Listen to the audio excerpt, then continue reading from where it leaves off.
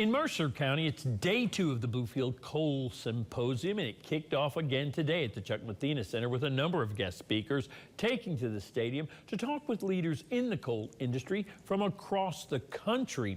This event returned to the area yesterday after more than a decade-long hiatus. One of the speakers in today's informational sessions came from the Mine Safety and Health Administration's Beckley District Office.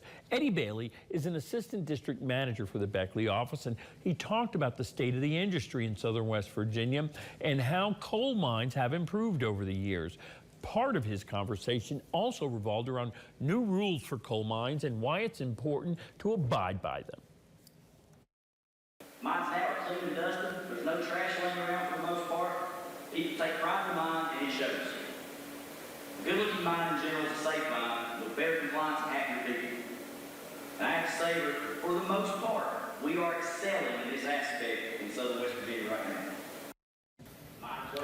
And Bailey did acknowledge that some coal mines across the U.S. still have their own safety issues, but he says mine operators should make it their goal to have zero mining accidents.